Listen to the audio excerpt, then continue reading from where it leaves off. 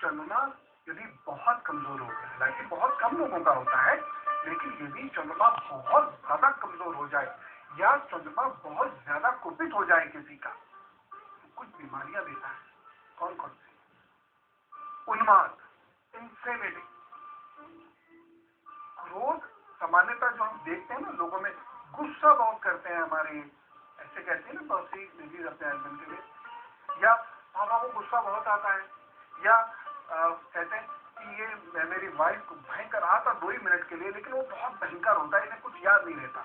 या कुछ बच्चे कंप्लेन करते हैं कि हम जब गुस्से में होते हैं तो उस 2 मिनट हम कुछ भी कर सकते हैं, मार पक सकते हैं। एक्चुअली ये वहां देखना होगा कि ये केवल मंगल की वजह से क्रोध आने की समस्या है, या चंद्रमा के कारण कहीं बच्चा या बड़ा या स्त्री या पुरुष उन्माद की तरफ तो नहीं जा रहा है। मतलब क्रोध उन्माद के रूप में आकर बीमारी की शक्ल तो नहीं रह रहा है, चंद्रमा के कारण होता है। दूसरी बड़ी समस्या ओसीडी की, ऑब्सेसिव कंपल्सिव डिसऑर्डर। हाथ रगड़ रहे तो रगड़ रहे, हाथ धो रहे तो कई बार धो रहे हैं जबकि हाथ गंदे नहीं हुए। कभी 36 बार रगड़ के देख चुके, दाग तो नहीं दिख रहे हैं यहाँ पर। खाने को लेकर बहुत ज्यादा फंसी होते चले जा रहे हैं, सफाई एक तरीके से बीमारी की शक्ल अख्तियार कर रही है, वगैरह वगैरह। ओसीडी चंद्रमा के कारण। तीसरा महत्वपूर्ण रोग रक्त विकार, और खासतौर से महिलाओं के रक्त विकार चंद्रमा के कारण होते हैं। उनके साइकिल डिसऑर्डर चंद्रमा के कारण होते हैं। कई बार हम ढूंढते खोजते हैं कि भाई क्यों संतान नहीं हो रही है, चंद्रमा कहीं ना कहीं से उन चीजों को, रक्त विकारों को इस तरीके से दे रहा है कि वो संतान होने नहीं देगा।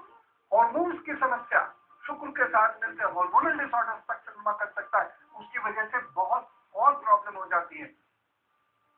जब एक ने पूछा था हार्मोन्स की प्रॉब्लम, शनि शुक्र, शनि चंद्र, मंगल चंद्र, ये कॉम्बिनेशन होते हैं, हार्मोन की प्रॉब्लम हो जाती है। इसकी वजह से कितने लोग निसंतान रह जाते हैं, इसकी वजह से कितने लोग अपनी बहुत सारी प्रॉब्लम्स बढ़ाते चले जाते हैं, पैर बदसूरत दिखने लगते हैं।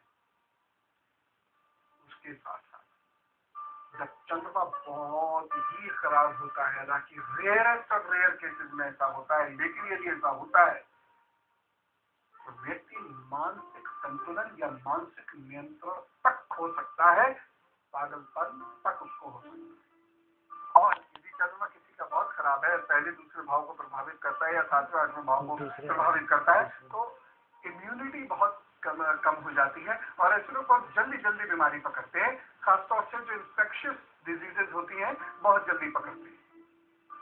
चंद्रमा के कारण मेलनकोलिया होता है। हम अपना दुखी हैं, पता ही नहीं क्यों दुखी है। किसी को खुश देख लिया तो दुखी हो गए, किसी की तरक्की देखी तो दुखी हो गए, किसी की नई कार देखी तो अपना खाना छोड़ दिया, किसी के दुख में चले गए तो उससे भी ज्यादा दुखी हो गए। मेलनकोलिक का व्यक्ति रहता है, हर वक्त टूवर्ड्स ब्लू मून रहेगा, हमेशा वो बहुत डल सा और दुखी सा रहेगा। चंद्रमा की तरफ बढ़िया चंद्रमा हमेशा आदमी मस्त रहेगा, खुश रहेगा, हंसता हुआ दिखेगा, चाहे उसको कितनी भी प्रॉब्लम हो। खराब चंद्रमा पे खराब प्रभाव, ऐसी प्रॉब्लम देखा है। और आप नोट कीजिएगा बहुत सारे जो स्त्रिया के प्रश्न होते हैं ग्रहण के समय, पूर्णमासी या अमावस्या के समय, ये प्रॉब्लम बढ़ जाती है। बहुत सारे रीजन अभी खोजे जा रहे हैं, खूब जल्दी उसका एक्सप्लेनेशन भी मिल जाएगा। ज्योतिष को कंसल्ट कोई भी दौरा पड़ेगा अगर किसी भी व्यक्ति को, चंद्रमा के कारण होगा। और एक खास बहुत सारी पिक्चरों में आपने देखा होगा, पूर्णमासी का चंद्रमा उग रहा है और आदमी ड्रैकुला बनता चला जा रहा है। अच्छा खासा आदमी है, उसके बाल आने शुरू हो जाएंगे, उसके दांत निकलने शुरू हो जाएंगे और वो ऐसे करके बन जाएगा ड्रैकुला।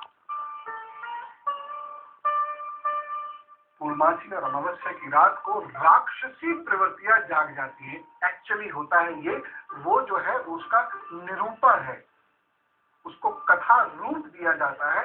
लेकिन चंद्रमा मन सुजाता, मन का स्वामी होता है, और जिसका चंद्रमा खराब होगा, जिसका चंद्रमा कुपित होगा, पूर्णमासी अमावस्या की रात को चंद्रमा का व्यक्ति पर प्रभाव बहुत ज्यादा होता है, हमारे ब्रेन पर प्रभाव बहुत ज्यादा होता है। और इसलिए यदि खराब चंद्रमा है मूल कुंडली में, तो व्यक्ति के अंदर राक्षसी प्रवृत्तियां जाग जाती है, जिसका हम कहते हैं राक्षस आ गया, भूत आ गया, पूर्वाशी में भूत बन जाता है कोई, वगैरह वगैरह।